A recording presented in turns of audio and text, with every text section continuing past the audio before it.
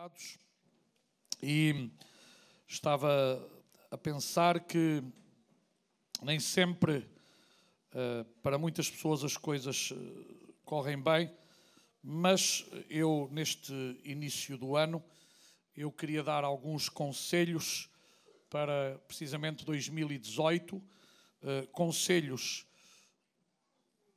tanto no sentido espiritual como no sentido prático da vida, porque os conselhos são sempre importantes. E no capítulo 12 do livro de Provérbios, e no versículo 15, Provérbios 12, 15, Provérbios 12, 15 diz assim: o caminho do insensato é reto aos seus olhos, mas o que dá ouvidos ao conselho é sábio.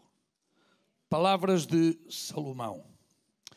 Então, o que está a dizer aqui é que a pessoa que acha que não necessita dos outros, ela sempre pensa que aquilo que faz, aquilo que diz, a maneira como age é a maneira mais certa, a maneira mais correta. Mas nós sabemos que não é assim. Os conselhos são sempre importantes. E claro que os conselhos podem ou não podem aceitar-se. Ninguém é obrigado a seguir conselhos de ninguém. Mas sabe uma coisa, se não fossem os conselhos que os nossos pais nos deram mais tarde, quando começámos a familiarizar-nos com as Sagradas Escrituras e ouvimos os conselhos da Bíblia, os conselhos de Deus, então tudo isto nos fez mais sábios, mais preparados, pessoas que por causa dos conselhos dos outros erramos menos. Ainda hoje, todos nós precisamos de conselhos. Vocês sabem que os altos dignatários, eles têm conselheiros. Cada presidente, cada país tem os seus conselheiros. O presidente da República neste país muitas vezes não age porque age. Ele tem homens, mulheres que o aconselham a tomar esta ou aquela medida. E é importante que todos nós tenhamos conselheiros. Mas eu quero dizer-vos que o maior conselheiro que nós podemos e devemos ter é Deus. E outra coisa, Deus não apenas nos aconselha de vez em quando, mas permanentemente. Ele deixou conselhos nas Sagradas Escrituras que nos fazem sábios, não somente nesta vida, mas também para a vida eterna. Por isso a Bíblia diz que quem tem ouvidos para ouvir, ouça o que o Espírito Santo tem para dizer à igreja. E Deus continua a falar a cada um de nós através da sua palavra. Aleluia. Para nós, a palavra de Deus é muito importante. Ela contém conselhos fantásticos que, quando aplicados à nossa vida, eles são muito bons. Eles são bálsamo, eles são do melhor para nós vivermos uma vida fantástica na presença do Senhor. Então, conselho significa um parecer, uma opinião que se dá para fazer ou não fazer algo. Nós podemos dar um conselho pela positiva ou um conselho pela negativa. A prova está que muitas vezes nós ouvimos: olha, não faças isso. Era um conselho. Não faças isso. A mim os meus pais desde pequeno disseram: não ponhas os dedos na tomada. E uma vez eu pus o dedo na tomada. Fiquei lá agarrado. Às vezes os pais dizem às crianças: não toques aí que isso queima. A criança, o pai dá a volta ou a mãe e ele vai lá ver. Olha, até nós crescidos às vezes fazemos isso. Eu outro dia tinha o fogo aceso, mas é daquelas placas que não se via, e eu não tenho mais nada que ir lá pôr o dedo a ver se estava quente. É mesmo, fazemos coisas às vezes, não é? Que dizemos: já tens tanta idade e não tens juízo. Nós com tanto conselho, com tanta ajuda, com tanta coisa, e erramos mesmo assim. E sabe, Deus teve um cuidado muito especial connosco. Deus podia nos não ter deixado nada escrito. Mas sabe uma coisa, Deus conhece como nós somos, seres humanos. E Ele não deixou a palavra de Deus para estar na estante da nossa casa, ou numa prateleira, ou em cima da mesa de cabeceira. Ele deixou-nos a palavra para ser aplicada às nossas vidas diariamente. Nós precisamos da palavra de Deus aplicada diariamente às nossas vidas. Por isso é que o salmista, ele podia dizer: guardei a tua palavra no meu coração para não pecar contra ti. A palavra de Deus é uma vacina, irmãos. A palavra de Deus é um antídoto. Quanto mais cheios estamos da palavra de Deus, menos pecamos. Quanto mais agarrados estamos à palavra de Deus, menos erramos, irmãos. É por isso que a palavra de Deus não é um livro qualquer. A palavra de Deus não foi escrita para entreter. A palavra de Deus não foi escrita para ocupar um volume.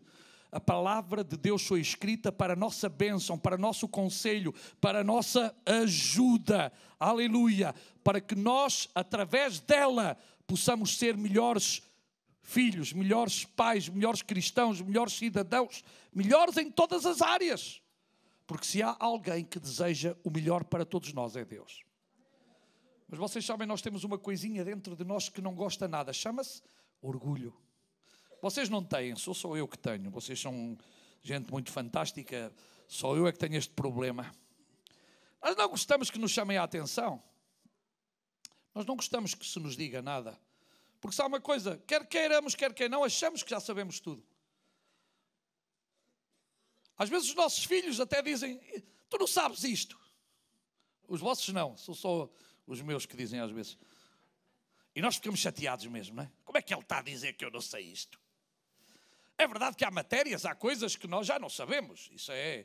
Também há coisas novas hoje que eu prefiro os jovens a fazer. Também reconheço.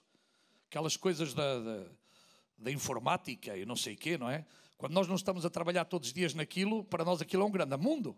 Mas chegamos lá, mais lentos, mas chegamos. Mas é verdade que há novas tecnologias que complicam a vida. E isso é verdade que nós estamos um bocadinho... Nós, os mais cotas, e há cotas mais cotas que eu, não é? e todos, em alguma medida, não é?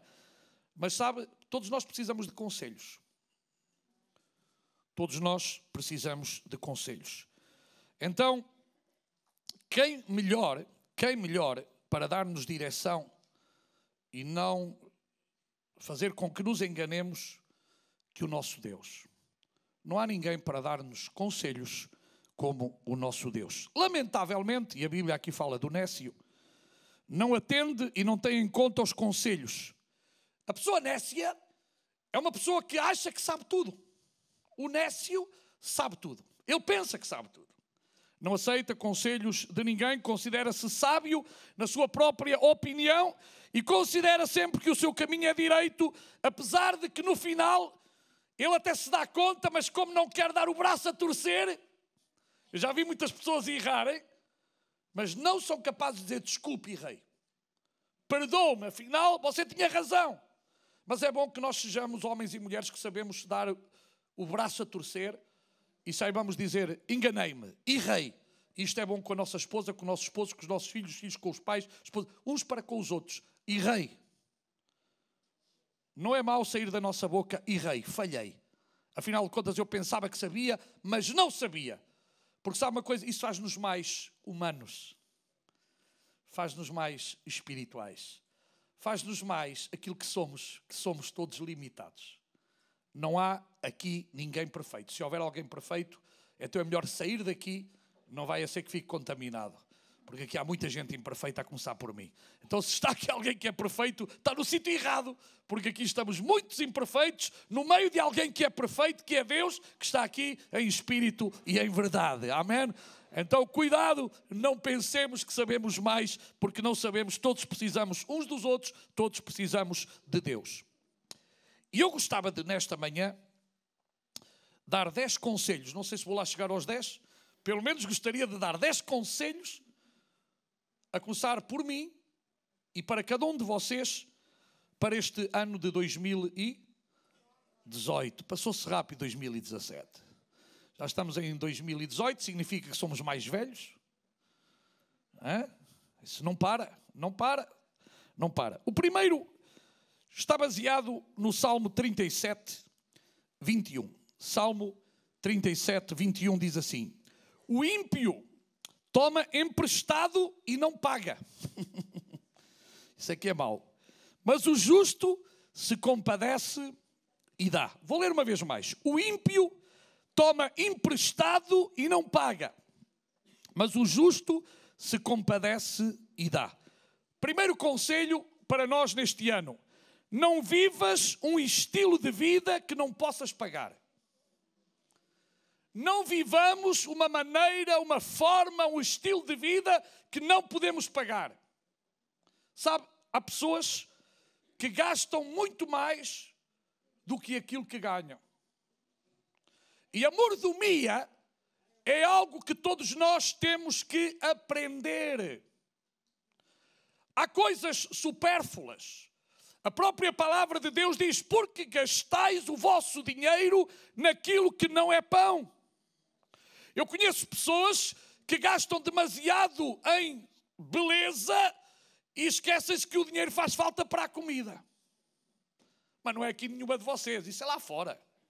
Lá fora. Então há pessoas que têm dinheiro para ir ao cabeleireiro, têm dinheiro para as unhas, têm dinheiro para as pestanas, têm dinheiro para o cabelo, têm dinheiro para tudo. E depois queixam-se que não têm dinheiro para comer. Vocês não conhecem ninguém assim, pois não?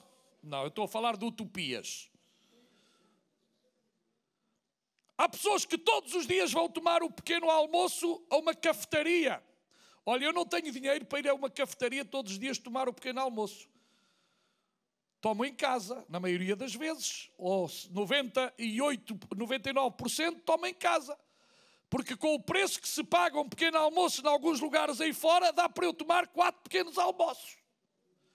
Então 1 litro de leite, podemos comprar 40 e pico cêntimos, ninguém bebe 1 litro de leite, não é? Bebe-se um bocado de leite, um pãozinho, qualquer coisa, veja lá o preço que ficou. Há pessoas que todos os dias compram 2, 3, 4 maços de cigarros, mas não têm para comer. Há pessoas que além disso ainda vão beber o seu digestivo. E outros bebem 6, 7, 8 cafés, 10 cafés. Há gente assim. Há gente que compra todos os dias o jornal. Eu não tenho contra nada disso. Eu só digo é que se eu digo que não tenho para comer e estou a gastar o dinheiro naquilo que não é pão, eu estou a pecar contra o meu Deus. Porque eu quero viver uma vida acima do normal. Eu quero satisfazer a minha carne, mas não no sentido de vícios até, ou de estilo de vida. Eu não tenho o direito de dizer, eu não tenho dinheiro para comer. Porque eu tenho que ter uma boa mordomia com aquilo que eu tenho. E se o meu lençol tem apenas 1,80 m, eu não vou comprar uma cama de 2,5 m. Em todo caso, eu vou comprar uma cama de 1,60 m, que é para ter ainda um bocado para cada lado do lençol. Senão o lençol falta-me. Estão a entender o que eu estou a dizer ou não estou a entender?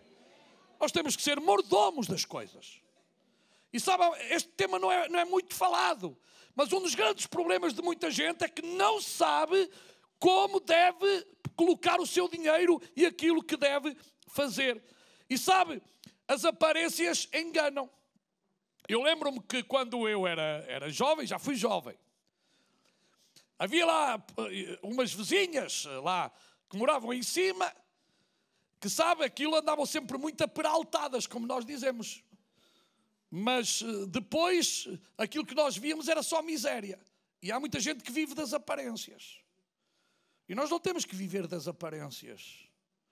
Aliás, nós até temos um provérbio popular que diz que as aparências iludem. Temos outra que diz, nem tudo que luz é, eu digo na linguagem antiga, é oiro, não é? É ouro, mas a gente diz, nem tudo que luz é oiro. E as aparências são terríveis, não é? Há aí muito menino com Rolexes de 5 euros, não é? Mas eles querem dizer que tem um Rolex na mão. São os Rolex ali made in China, não é? 5 euros. Mas de longe, oi, Rolex, que fantástico. Aquele deve ter muito dinheiro. Pois é, para ter um Rolex verdadeiro tem que efetivamente ter muito dinheiro.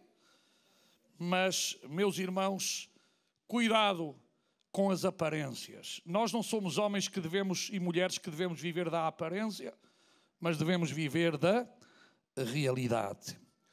Sabe, a juventude do nosso tempo, a minha não era assim porque nós não tínhamos essa possibilidade. Nós só tínhamos 2 pares de sapatos. Para a ginástica era aquela, não sei que marca era aquilo, se aquilo era marca, que eu não sei, aquilo não tinha marca nenhuma, lembram-se, não é? Aquelas muito fininhas que nós tínhamos para a ginástica, que não tinha marca, não havia Adidas, não havia... Eu não sei, eu só soube disso depois, a gente não sabe nada disso, não é? Agora, tem que ser tudo de marca. Há jovens que nem querem coisas se não for de marca, mas esquecem-se é que o dinheiro dos pais não estica. Esquecem-se disso. E hoje vivemos numa época que o que prevalece é as marcas. E as pessoas até olham, não é, para as marcas. Ele vai vestir de tal marca. Há uns que andam com Pierre Cardin. Eu nem sei o que é isto. Isto é o quê? Olha, é Private. O que é que será isto? Não sei. Mas alguns têm que ter Pierre Cardin, têm que ter sapato ali todo à maneira. É assim, se você tem dinheiro para comprar, compra. Agora, não fique a passar fome por causa dos sapatos e de um fato. Nem faça a sua família passar fome para você andar todo ali a mostrar estilo e lá em casa há fome por todo lado. Isso é que é pecado. Estão de acordo comigo ou não? Isso é pecado. Mas bem, não vou falar mais disso, vamos para a frente, senão... Agora o conselho mais espiritual. Ler a Bíblia todos os dias. Ler a Bíblia todos os dias. Vamos Deuteronômio 17, 18. Será também que quando se assentar sobre o trono do seu reino, escreverá para si num livro uma cópia desta lei, está a falar da palavra de Deus, do exemplar que está diante dos levitas e dos sacerdotes. E terá consigo, e nele lerá todos os dias da sua vida, para que aprenda a temer ao Senhor seu Deus e a guardar todas as palavras desta lei.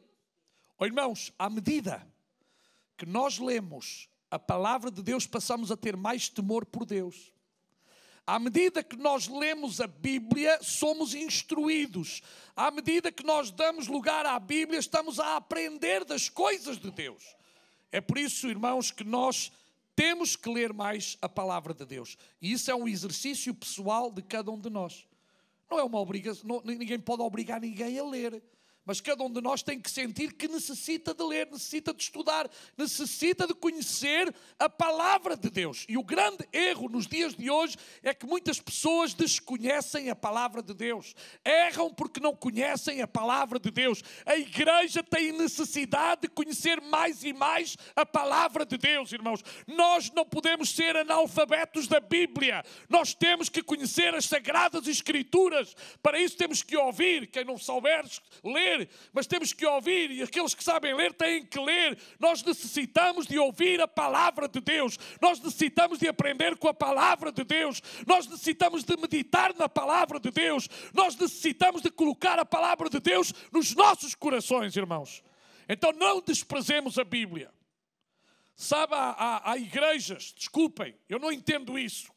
Eu acredito que um culto é a coisa mais importante e que uma parte da liturgia de um culto é o estudo da palavra de Deus, a leitura da palavra de Deus. É quando eu agora mencionei um versículo, aqueles irmãos que trouxeram a Bíblia, abriram a Bíblia para lerem se eu estou a ler de acordo com a palavra de Deus. Agora eu pergunto, se os irmãos não trouxerem Bíblia para o culto, se eu apagar as luzes todas, como é que vocês vão ler? Como é que vocês vão meditar na palavra de Deus? Irmãos, hoje há uma ideia que o culto é um espetáculo. Culto não é espetáculo. Culto não é espetáculo. Culto é o lugar onde estamos para ouvir, para aprender, para meditar e para verificar se está escrito ou não na palavra de Deus. Eu nego-me a pensar que culto é espetáculo. Não é nenhum espetáculo. É o lugar mais importante neste dia, porque nós estamos a dar culto a Deus e não aos homens. Os homens querem espetáculo, mas Deus quer culto a Ele.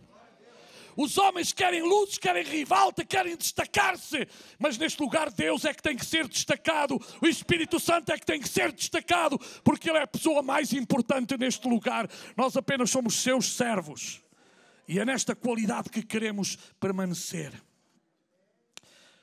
Vou passar rápido.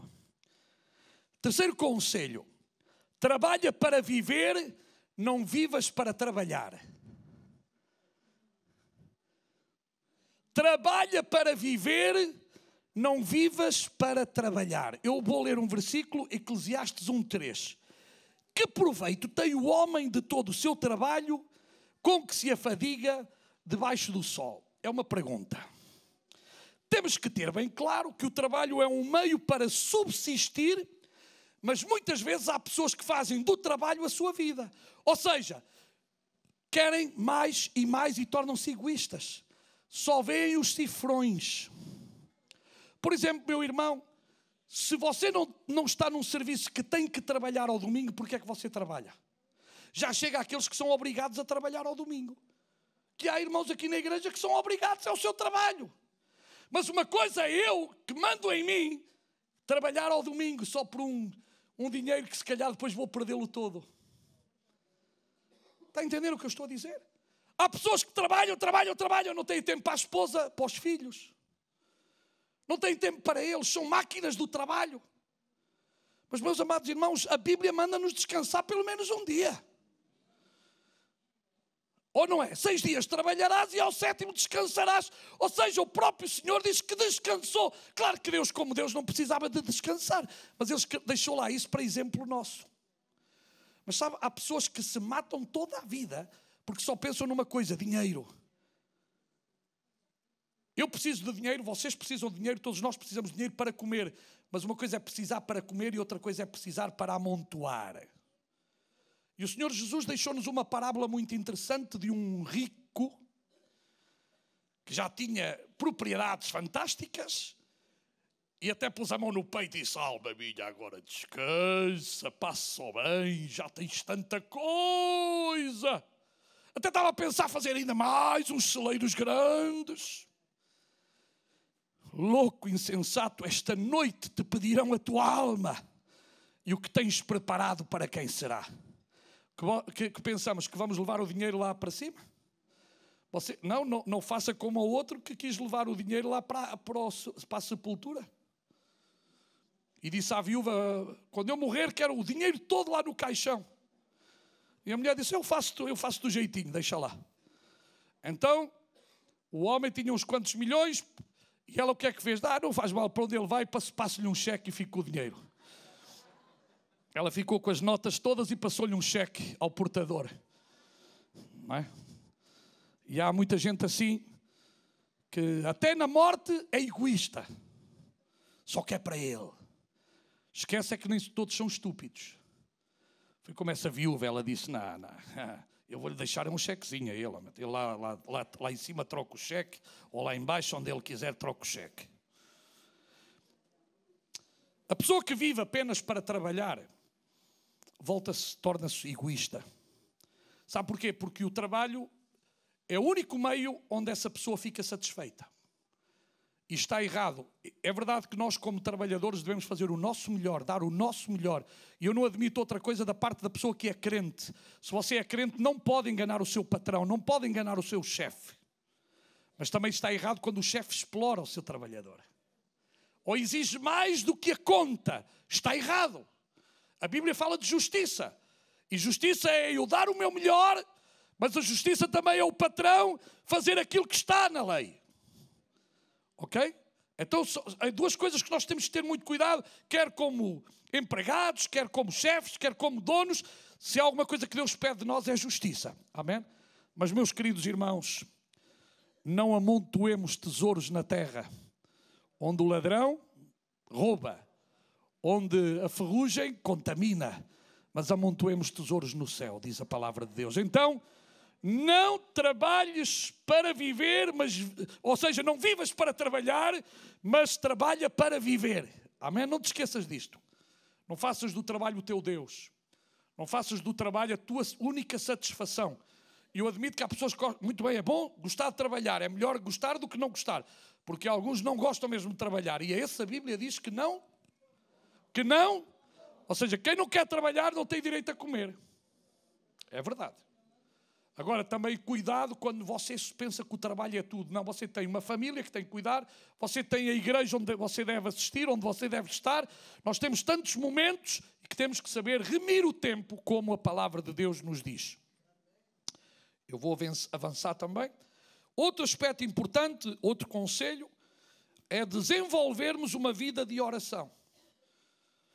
A Bíblia diz em Mateus 21, 21, Jesus, porém, respondeu-lhes: em verdade vos digo que se tiverdes fé e não duvidardes, não só fareis o que foi feito à figueira, mas até se a este monte disserdes, ergue-te e lança-te no mar, isso será feito. E tudo o que pedirdes na oração, crendo, o recebereis. Irmãos, eu admito aqui que a oração é a parte mais complicada da minha vida. Nunca oramos o suficiente. Todas as coisas para mim são muito mais fáceis de fazer quando eu me proponho a ir orar. Tudo é mais fácil. Quando quero orar, toco ao telefone, vem à minha cabeça aquilo que eu não fiz durante a semana, aparecem coisas que eu nem sei como é que aparecem na cabeça. Eu tenho que estar a lutar, eu tenho que estar a repreender, eu tenho que estar mesmo, porque senão não consigo orar. Vocês não acontece nada disso, vocês são pessoas fantásticas. Vocês, para orar, para vocês é a coisa mais fácil que há. Por que será? Porque será que de todas as coisas que nós temos de vida espiritual, a mais difícil é a oração? Se nós tivéssemos marcado um culto de oração nesta manhã, só de oração, quantas pessoas estariam aqui? Não me respondam, por favor. Se eu convidar vocês hoje às 10 da noite para virmos todos orar aqui, quantos viriam? Mas se eu vos convidasse a irmos um churrascozinho esta noite? Ai, o churrascozinho. Ai, eu não falto, pastor. Não é assim? Não é assim? Nós não temos tempo para nada. Mas nós, quando é para um almoço, um jantar, temos sempre tempo. Quando é para uma festa, temos sempre tempo. Estou a dizer alguma mentira? Estou-me a incluir eu mesmo, é? Eu não estou a apontar para vocês, eu estou-me a incluir eu mesmo nisto. Por que será? Porque o inimigo das nossas almas sabe muito bem o poder que há na oração. E ele não quer que nós tenhamos esse poder. Ele não quer que nós sejamos homens e mulheres de oração. Ele não quer. Porque ele sabe que a oração derruba montes. A oração tira obstáculos. A oração produz milagres. A oração produz mudança na vida dos homens e das mulheres. A oração é a nossa maior fonte de poder. Nós não temos outra fonte de poder como a oração. Bem, avancemos um pouco mais. Outra coisa importante neste ano é todos nós sabermos derrubar muros e construir pontes. Nós às vezes criamos obstáculos. Ou às vezes permitimos que os obstáculos nos separem uns dos outros. Gênesis 2, 18.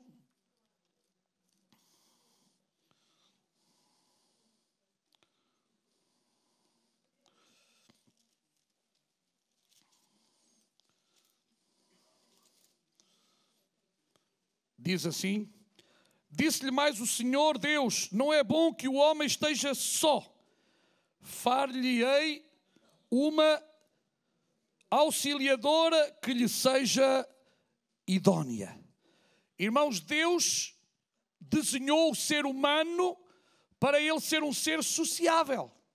Deus não nos chamou, Deus não nos desenhou como seres humanos para vivermos isolados. Não acredite no isolamento. Há pessoas que dizem uma coisa que eu não estou de acordo com elas. Quanto mais conheço as pessoas, mais gosto de animais. Eu não estou de acordo com essa expressão. E olha que eu gosto de animais, mas eu gosto das pessoas.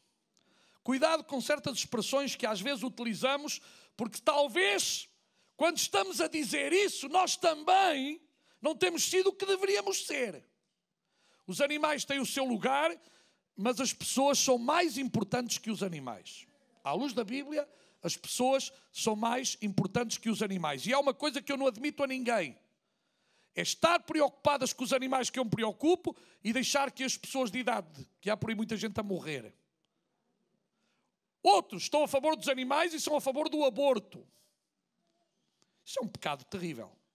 Quer dizer que para mim são mais importantes os gatinhos e os cãezinhos do que uma criança. Então meça bem as suas atitudes. Veja a sua consciência à luz da palavra de Deus, porque a palavra de Deus é espelho. Ou seja, quando eu me preocupo mais com um gatinho, com um cãozinho, que me preocupo com um bebê, alguma coisa está mal. Alguma coisa está mal.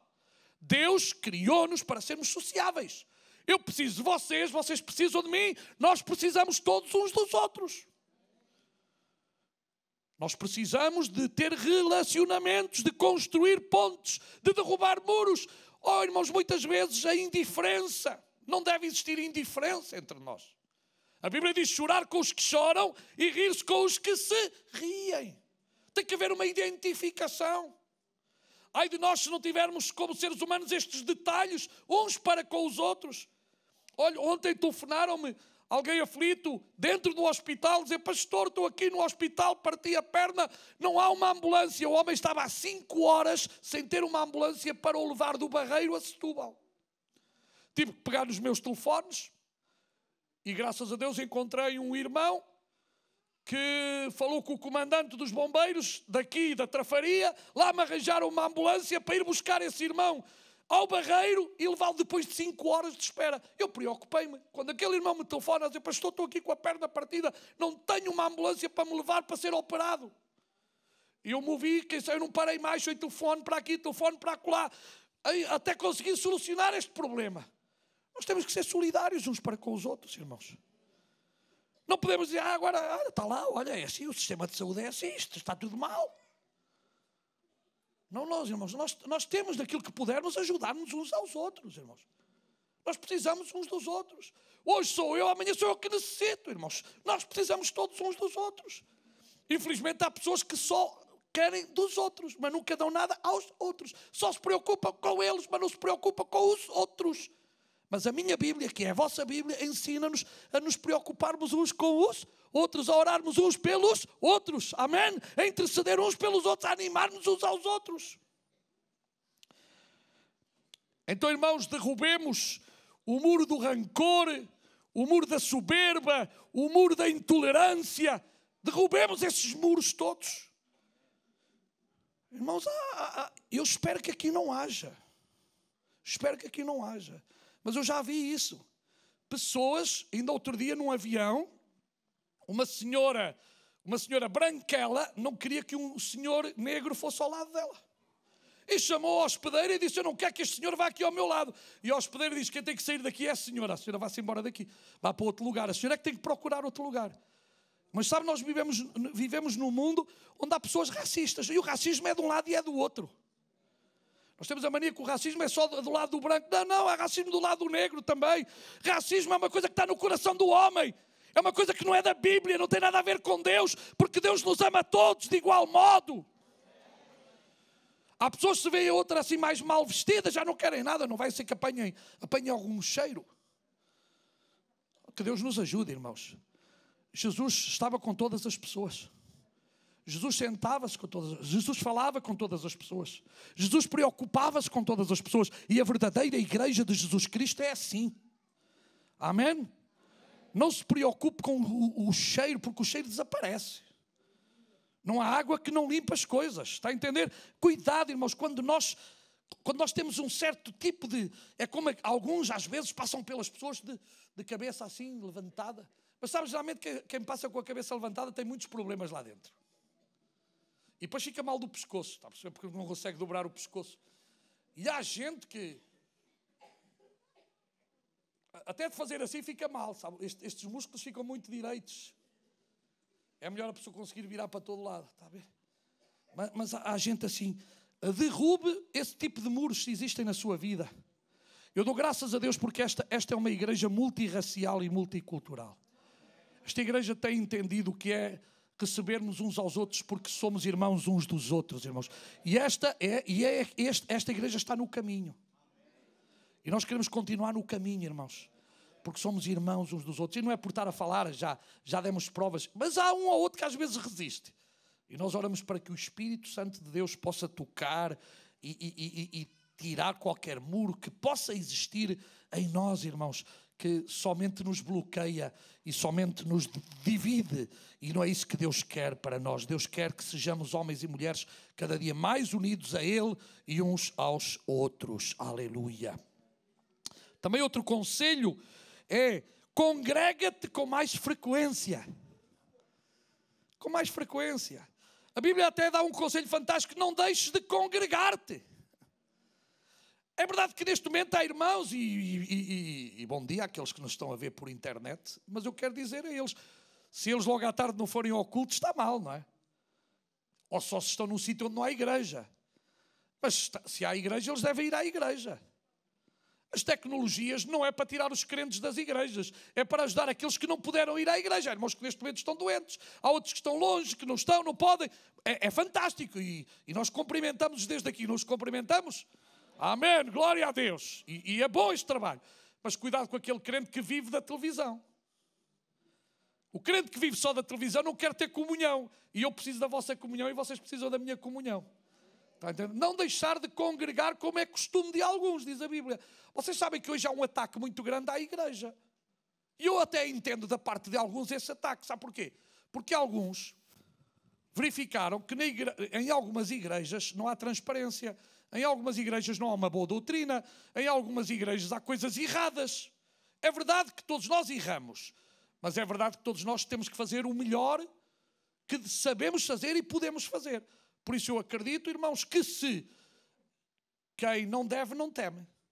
E nós temos que andar em transparência, todos nós. E mal vai se nós a liderança não dermos o exemplo. Aliás, se algum de vocês que está obreiro não quer ser o exemplo, esta não é a sua igreja. Busca outra igreja, porque aqui, ou nós, os que estamos a servir a Deus, somos exemplo, ou senão este não é o lugar para nós. Eu não ouvi um amém da parte do povo. Só ouvi deles e estou contente. Nós temos que ser o exemplo, ok? Não é andarmos a brincar aqui. Ou somos ou não somos. Imperfeitos, a aprender que estamos, mas temos que lutar por ser melhores a cada dia. Amém? E para que haja uma total transparência em todas as coisas. É por isso que nós não temos medo de apresentar as contas todos os anos. É por isso que nós não temos medo que alguém vá atrás de nós e veja para onde é que nós vamos, porque nós andamos em luz. E quando andamos em luz não temos de ter medo de nada. Amém? Eu ficaria envergonhado se algum crente agora fosse-me seguir e visse que eu andava aí com alguém, ou visse que eu bebia mais que a conta, ou que eu metia o dinheiro da igreja no bolso. Aí, isso é que era terrível. Mas, meus amados irmãos, que Deus nos guarde e que Deus nos ajude para que em tudo haja transparência. Amém? E para que a igreja tenha confiança na sua liderança, naqueles que estão no ministério. Porque isto é agradável, é bom e é para isto que nós estamos a lutar. E é isso que Deus quer de nós. E é isso que Deus quer de nós. Outro conselho é: cuida do teu testemunho. Cuida do teu testemunho. Há muitos que não cuidam do seu testemunho. Meus irmãos, a começar na liderança e a acabar em qualquer um de nós temos que cuidar o nosso testemunho. Eu não entendo, desculpem, crentes que aqui na igreja é glória a Deus, louvado seja o nome do Senhor, e chegam ali fora e da mesma boca que saiu glória a Deus, saem os carvalhos, as bolotas, as azeitonas, sai tudo da boca para fora. Inclusive não entendo como alguns na internet usam uma linguagem suja. Se você é filho de Deus, filha de Deus, tem Cristo no seu coração, o seu manancial não pode dar águas turvas, tem que dar águas cristalinas. Porque a Bíblia diz que Deus não quer ouvir da minha boca chucarrices, coisas que não dignificam o nome do Senhor. Meus irmãos, a nossa língua tem que ser travada. Você até pode ser como eu do norte. E no norte cada palavra sai em 3 das outras, que eu nasci lá. Às vezes pode vir o pensamento, mas a gente tem que dizer, glória a Deus, Senhor, isto não sai da minha boca, porque depende de si, depende de mim. Agora eu não entendo, é como há crentes que lhes sai com uma facilidade, mas às vezes até dentro da igreja. Ai, Senhor Jesus, que o Senhor nos corra confessados. Irmãos, cuidado com a sua língua, cuidado com a sua boca. A sua boca não é mais para amaldiçoar. A sua boca não é mais para dizer palavra torpe. A sua boca é para ser um manancial de bênção para os outros que estão à sua volta. Outro aspecto é, não desperdice o seu tempo, mas invista bem o seu tempo. Sabe, nós às vezes, em relação ao dinheiro, é mais fácil que à vida. Vocês já reparam que nós temos 365 dias? 366, 365 dias. E o que é que nós fazemos com 365 dias? O que é que vocês faziam com 365 euros? Se hoje vos dessem 365 euros a cada um de vocês que estão aqui, fazia-se alguma coisita, não muita, não é? Mas e o que é que vocês fazem com os 365 dias que têm? O que é que eu faço? O que significa para mim 24 horas? O que é que eu faço com 24 horas? Como aproveito eu o meu dia? E quando é que eu deito fora parte do meu dia? Desperdiço o meu dia? Há tanta gente que desperdiça os dias, estraga os dias. Então há pessoas que começam a estragar não só o dia deles, mas o dia dos outros logo de manhã. Há gente assim. Não somente estraga os deles, mas consegue estragar o dia da sua mulher, do seu marido, dos seus filhos, dos seus colegas, dos seus amigos. Há pessoas que têm esse dom, é o dom de estragar a vida aos outros. Por favor, não estrague a vida de ninguém. Com o seu tempo abençoe, seja de bênção para a sua esposa, para o seu esposo. Mas isto começa logo de manhã. Porque se nós de manhã quisermos implicar, implicamos. Mas se nós quisermos abençoar, abençoamos. Se nós quisermos facilitar, facilitamos. Se nós não quisermos facilitar, não facilitamos. Eu sei que não é fácil, mas por favor, invista bem o seu tempo. Não desperdice o seu tempo. E, finalmente,